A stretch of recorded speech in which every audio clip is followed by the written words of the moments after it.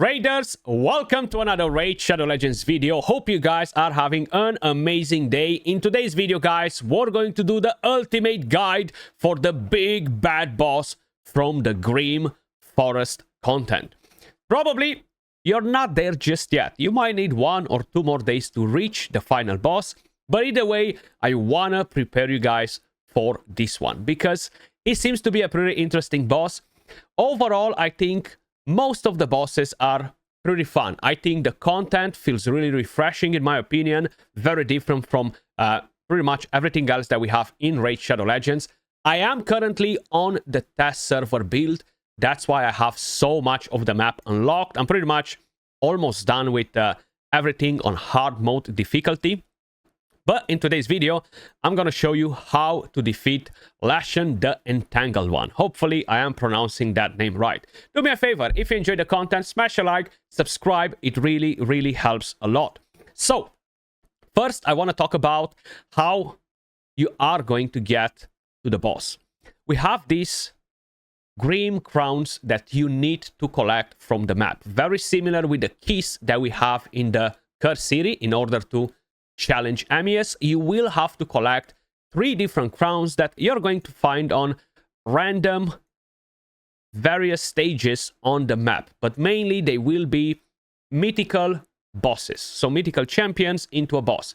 By the way, I know we have different champions as bosses in the game. We have quite a few of them, like campaign and stuff like that, but it feels so cool to see some of the champions as bosses in this content. I love the idea of exploring the map, having different maps from other players. I saved the entire rotation of this map. I've put it onto a spreadsheet. I went to my main account, everything different. My clanmates, everything different more or less, with some similarities of course, but I like that it's not identical for everyone, so you can just copy paste a path and you can actually go and explore by yourself. I think is a really good idea. The rewards overall for the game mode feel pretty good as well, especially once you start defeating bosses and things. You will be getting a lot of coins for soul stones, which is something that I really appreciate because that's something that was really lacking. Plus, of course, you know, the rewards from here, the new mythical champion and all that stuff, which I do hope is a solid champion. Either way, I digress. Let's quickly talk about the boss. You've collected the crowns. You have 2 options on the table. You go to fight the boss without defeating any of the other 4 bosses, or you defeat them before and make your life easier, which I would strongly recommend you to do. Just explore the map. You can leave the final boss right here, let him wait, and go and defeat all of these bosses individually. That will make your life much easier. If not, all of the 4 bosses will become his minions. And because of it, all of the mechanics that you kind of like know in the game, they will be countered by each one of them individually, which will make the fight extremely challenging. Now, in this rotation, I did not attempt to fight the boss with all of them alive. But next time, I will definitely try that because I'm super curious, super curious if I'm going to be able to defeat him with all of the bosses around. Now, let's quickly talk about the boss because we are on the hard mode difficulty. I can draw 17 champions from my decks. Of course, that will be random. What champions are important? We're going to talk about that in a second. First, I want to talk about his skill sets. What makes him unique? How we can counter this boss. So Leshun the Entangled one, with the first skill, he will have an AoE attack. The damage received by targets under Entangled debuff is reduced by 50%. So when he deals damage versus our champions that are under Entangled, he will deal less damage. So he's not going to absolutely demolish your champions. I defeated a boss, and I think was a pretty good, fun fight. I did not feel the boss being as overpowered as other bosses that we previously had in the game. I think is at a very good balance. For once, I think they've nailed the difficulty. And yes, I would have loved a bit of a more challenge for my super stacked whale account, but that would put a lot of you guys through pain and misery. So I'm happy with the way the difficulty is. Then, it will have a chance of placing a True Fear debuff on targets without Entangle debuff for 1 turn, and that is the basic skill.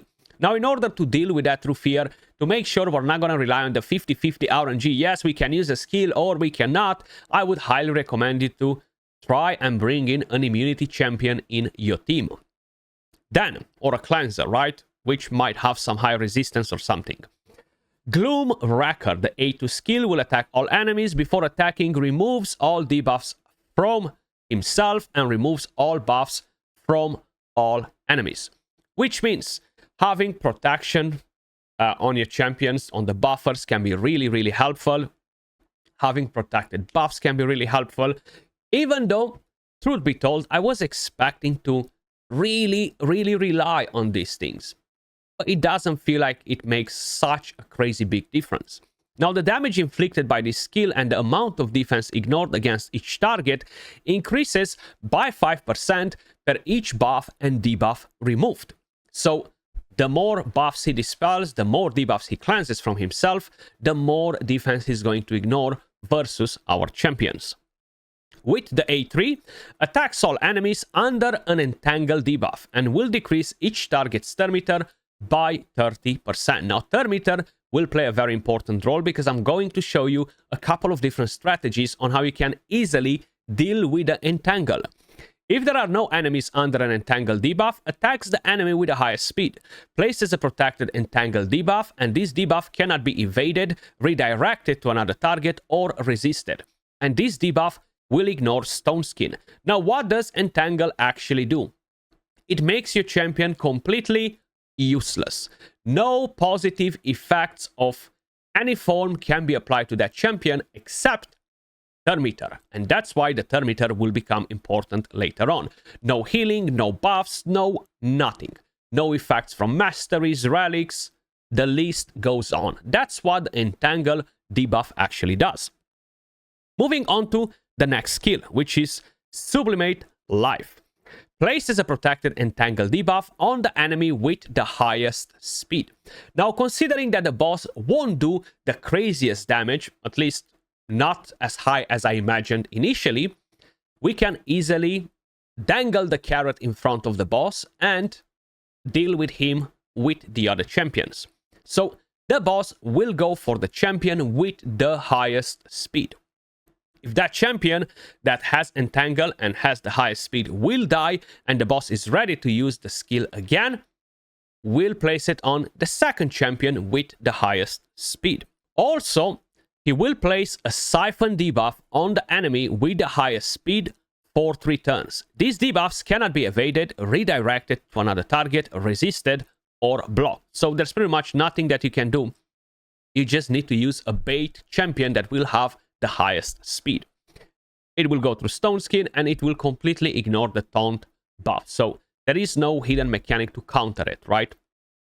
Now, you have the passives. Whenever a True Fear debuff placed by Lashan is activated, fills his turn meter by 10%. So you want to make sure you have that immunity ready.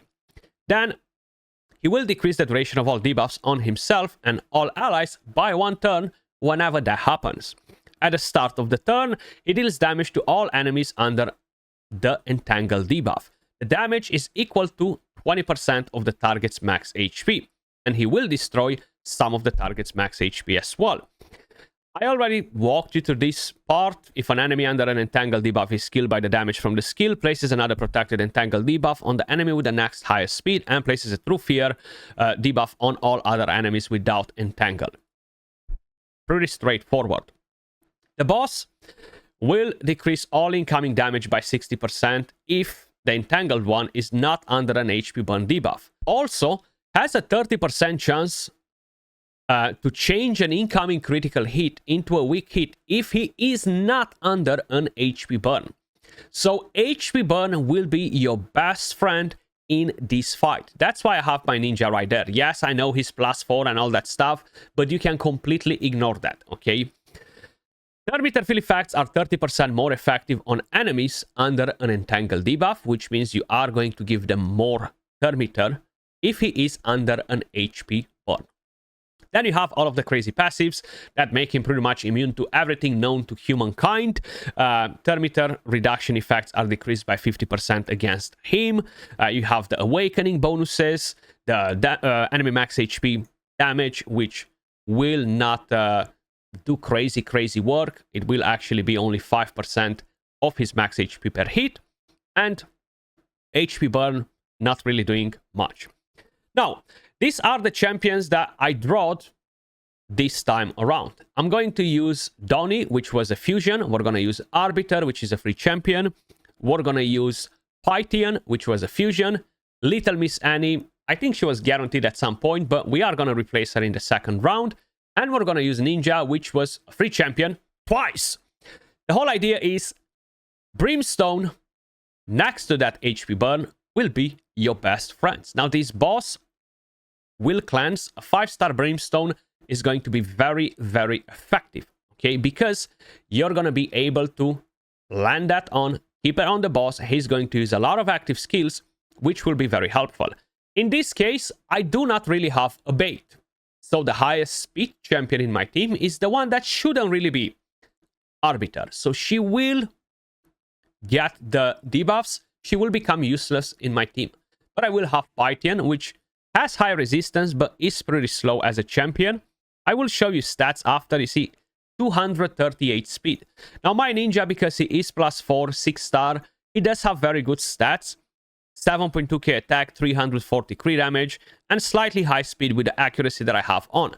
But I will redraw the champions, and I will try to make different teams just to give you guys different examples. I really do not find this boss extremely busted. I think with the right setup, you can even do it without having any crazy damage dealers, as long as you have Brimstone on and you have somehow a decent survivability and champions that can play around with the Termiter. But we're gonna go and do this fight on Oro. I won't do anything, okay?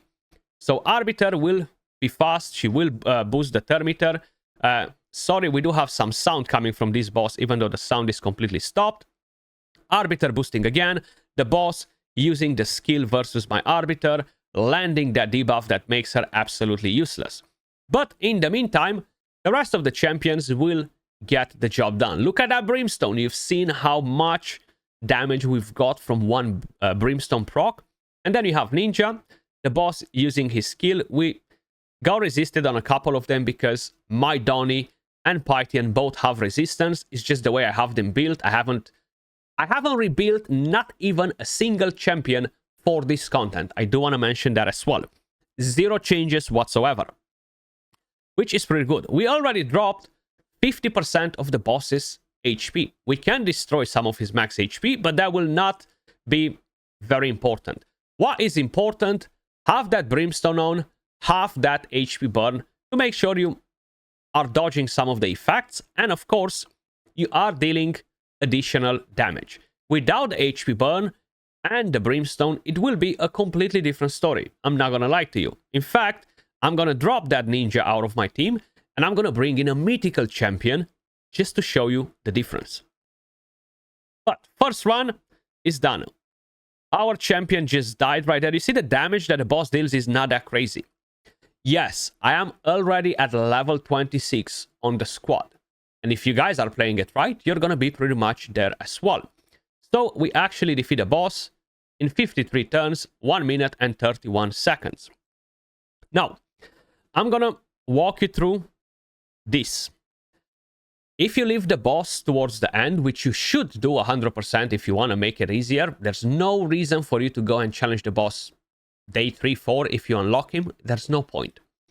You're going to be able to accumulate more traits. Now, these are the trait cards that I have available. I am gaining a lot of additional stats. It's kind of like a no-brainer. You're going to go and do it to gain these additional stats for your teams. I highly doubt it that we are going to receive a great haul area bonuses for this content just because of these trade cards. I do not think they will ever make one, okay? For whoever is curious, I really do not think. Maybe if they're gonna make a much harder difficulty, probably we might need it. But these trade cards are literally being accumulated by getting one squad level. And that will happen very often. Every time you level up, you're going to be able to select a trade card. At every 10 levels, you're going to be able to select a legendary trade card. That's why I only have 2 of them. Now, having the curios available will play a very important role. I'm not going to lie, I did not even look what I have equipped. So this will deal some enemy max HP damage. Great. This will land some random debuffs. I mean, why not? This decreases each enemy's HP by 3%. Not really effective. 3% is nothing. This will decrease the boss's attack by 3%. This will decrease each enemy's HP, attack, and defense by 1.5%. And this will give me more XP. That's it. I haven't even went in here to select the best curios that I have available to try and basically make the fight easier, right? Which you should do 100%. But I just wanted to kind of like walk you through what trade cards I have available, just so you guys know.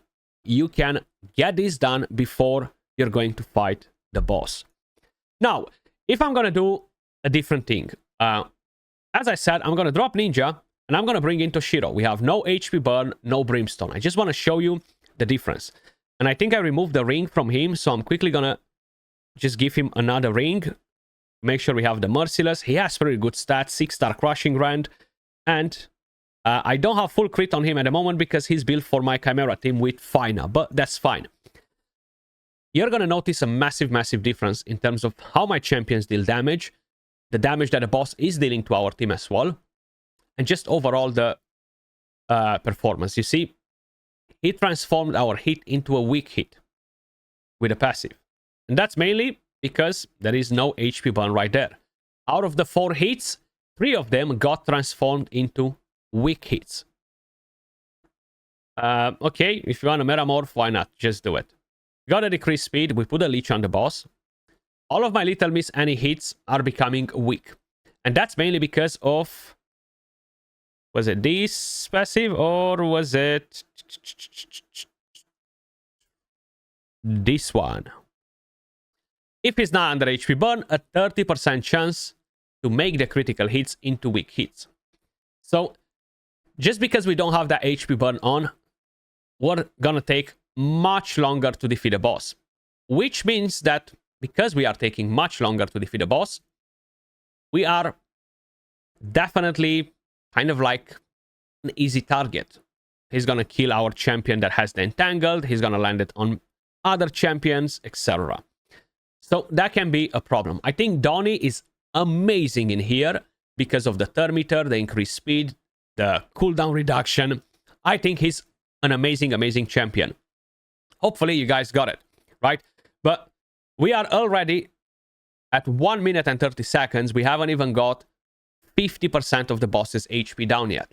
And that's because we have no Brimstone, no HP burn. So those 2 buffs, debuffs, sorry, will be your best friends versus this boss. Now, I want to quickly show you something else. A different strategy that you can use. So I'm going to bring in Ninja. I'm going to drop Little Miss Annie. And just because I want to show you a different strategy on how you can dangle the carrot in front of the boss. Bait him with a champion that will have the highest speed, while your Arbiter or other Thermeter boosters will quickly get rid of those debuffs. Ramantu is the fastest champion in the team right here. And you're going to see how quickly we're going to be able to take him out of the Entangle debuff, or the Entangle phase, if we can call it like that. We have HP burn. All of our hits will be critical now. We don't have to worry about it. We got a Siphon. We got everything on the boss. That Siphon can be removed. And the Entangle will be removed as soon as we boost the Thermeter. So the boss dropped some of our Thermeter, which is fine. Now Arbiter gives me a lot of Thermeter. Donnie gives me a lot of Thermeter, which will be really, really helpful. Look at that.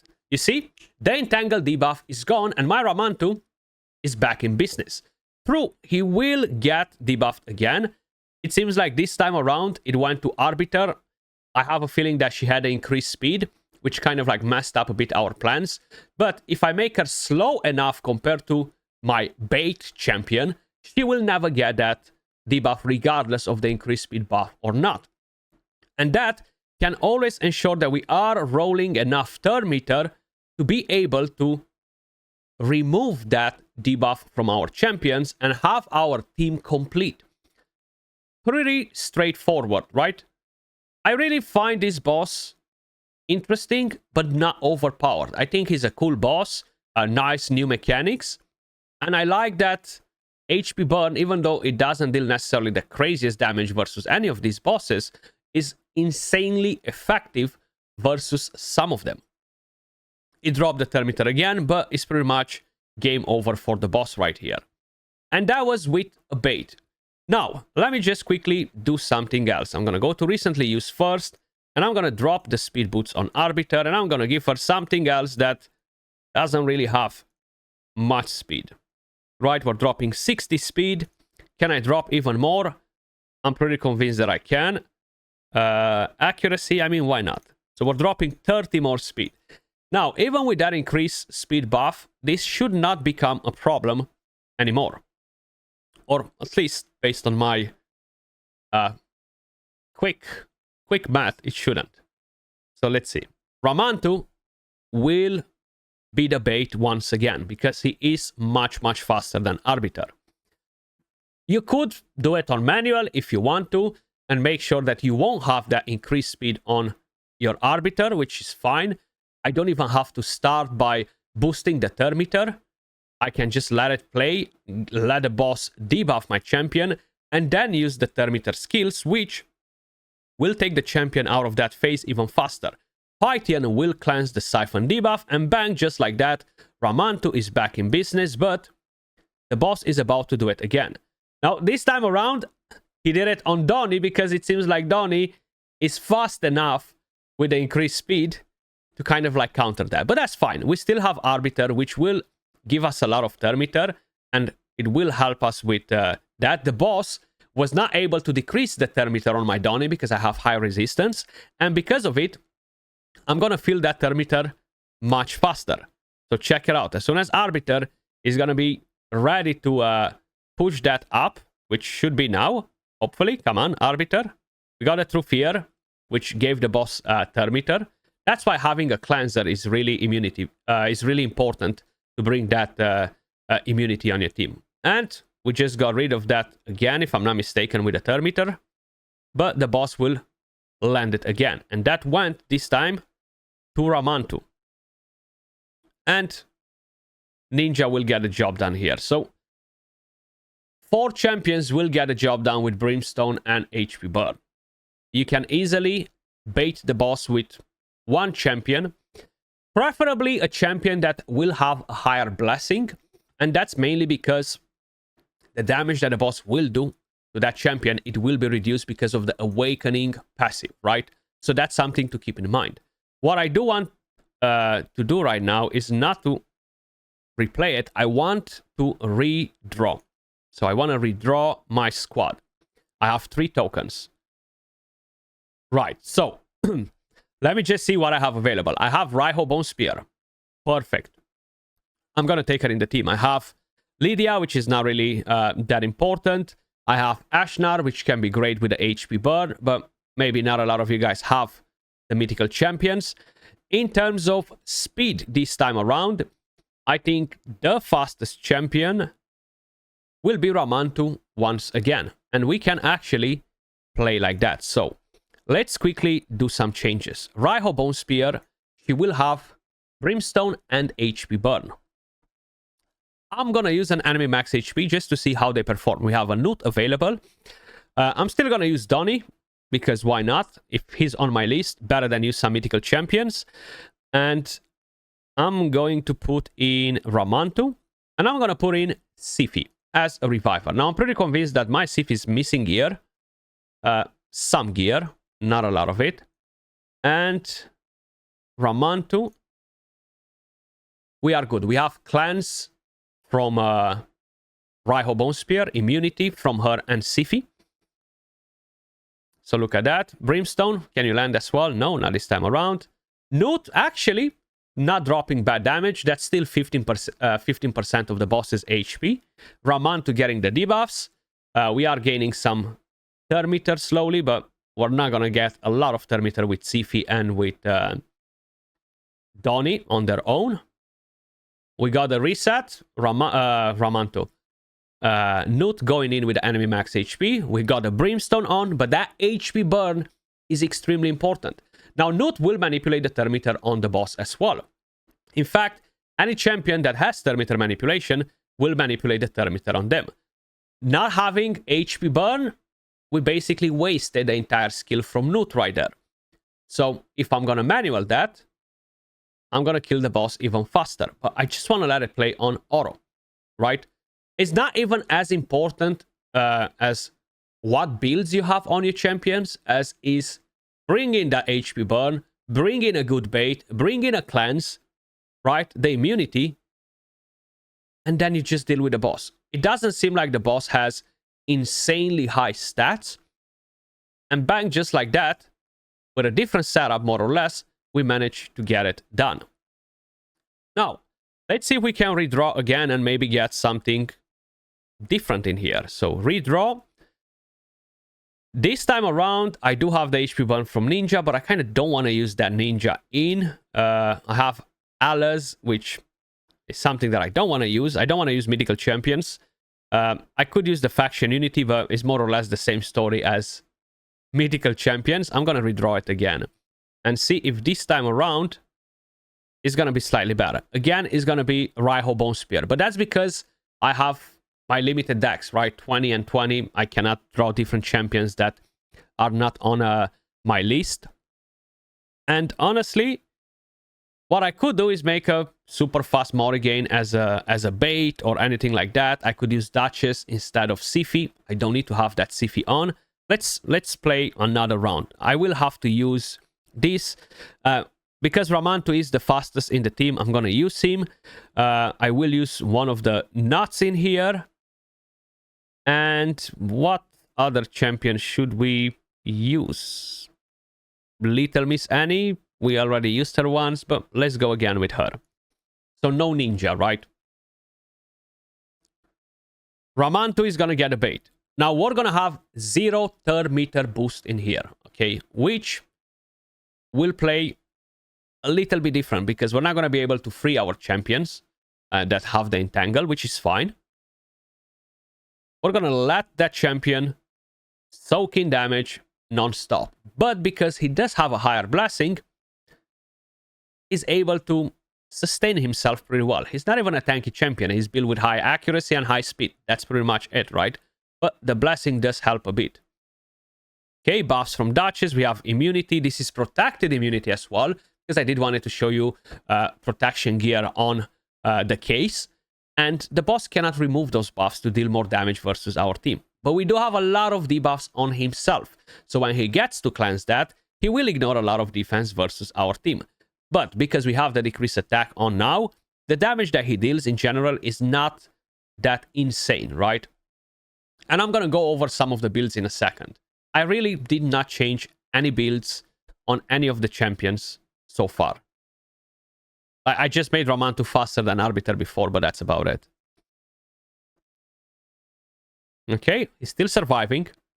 He's not gaining any healing, and we managed to take the boss down again. Actually, we got the best turn count, but not the best time.